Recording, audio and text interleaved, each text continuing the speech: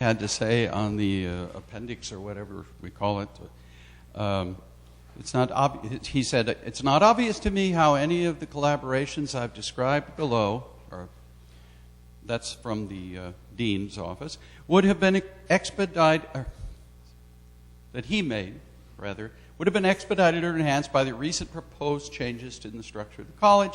It is my view that these collaborations can proceed well within the current structure, and in the past," and I put this in italics, "we did not wait for approval from higher levels for these interactions to proceed. Being interdisciplinary requires," and again italics, "thinking and acting outside of the box, whether that box be a lab, a department, a school, college, or university." And John Gray's in biological sciences. It's clear that there are dozens of connections being made across curriculum and locally and nationally and everything. I don't see where we are doing anything wrong in that area. Admittedly, there are probably those of us that would like to do more. In the committee on structure, the ad hoc committee, they say that we could use an office that would help us with those collaborations. And I had thought of that before. If it was just somebody I could go to and say, "Look, I'm doing this. Could you refer me to somebody who could help me with it, either in technology or even in medicine?" I do think along those terms at times. Try to avoid it, but I can't help myself. I also think it's time for the college and the university faculty as a whole to begin to state our case against this administration. In the media, this surge for reorganization smacks of punishment for this college's resistance to the ineffective choices President Jacobs has made regarding the work and the day-to-day running of this college. And we're sure looking at, if we pick the one that the administration's committee set up, we're just going to have layer after layer of expensive administration added on. And we can't afford it.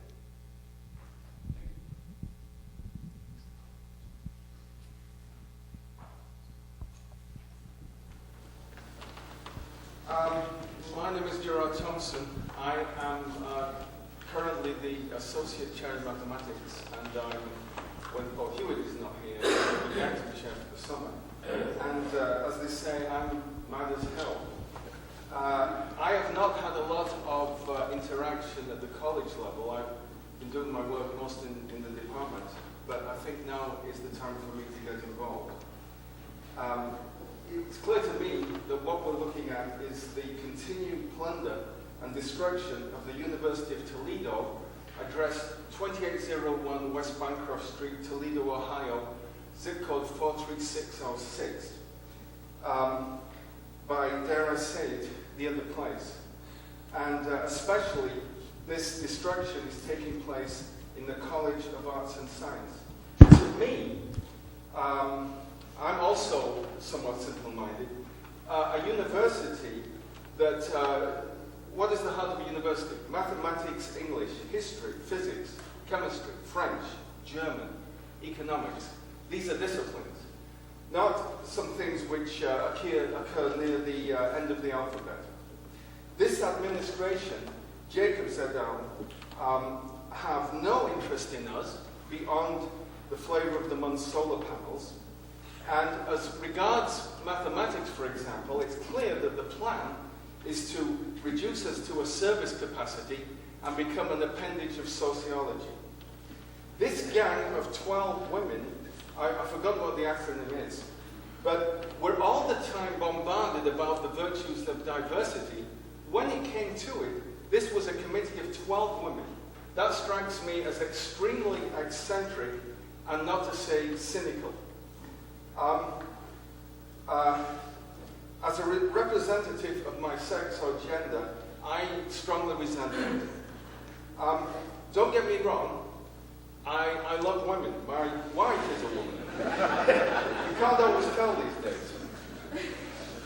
We're constantly bombarded in the university news, on the email, about how great things are, in a way that Joseph Goebbels would have been proud of. Whereas in fact, nothing is further from the truth. Now, let me get a little bit serious here.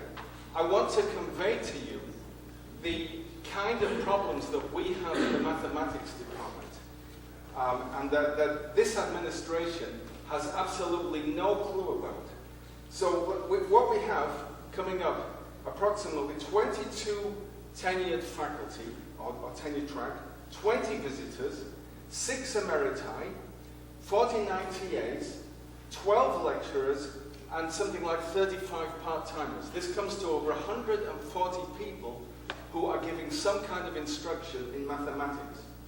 Imagine the complexity and difficulty of running a department like that for the chair and the associate chair.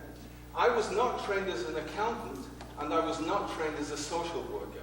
But you can imagine, with the kind of people, numbers that we have, there's always somebody in a crisis, and always some crisis that we have to get ourselves out of. Let me just briefly talk about one thing I would like to call for, in addition to vote of no confidence, I would like to have some kind of accounting done for the accounts in this university. Every year, I was the graduate director for 5 years, and every year in August or May, we get some vague figures about how many TAs we're going to be able to hire for the next year. I would like to have this university audited by outside people. And what also concerns me is that this administration seems to be very flush with cash, paying bonuses. And in mathematics, I told you we have 140 people that we have to manage. We are begging, we're absolutely begging for a budget manager. The chair and myself simply cannot manage these kind of numbers. It's impossible.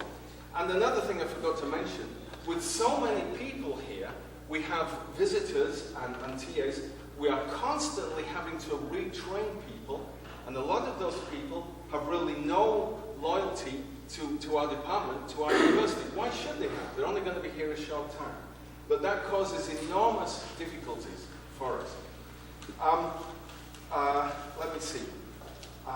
Another thing that's happening is that some of our younger faculty, the few younger faculty that we have, are now being unreasonably burdened with service at a time when it is critical for them to establish their academic careers.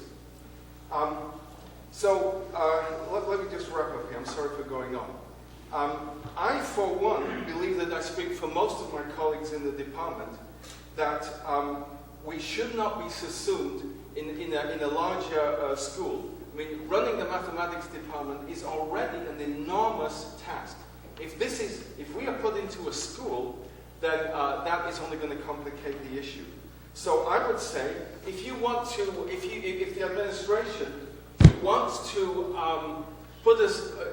turn the mathematics department into a school of mathematics, and if they want to raise our salaries, then fine.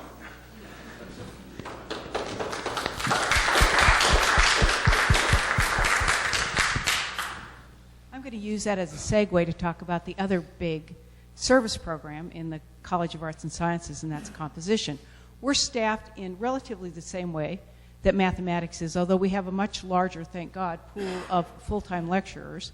But again, we're hiring, we have 5 visitors we just renewed, we're hiring 3 more. We will be employing a pool of probably 30 part-timers this fall. We have generally 34 to 38 teaching assistants. And we have this huge program. We will be seating approximately 4,000 students in composition classes this fall.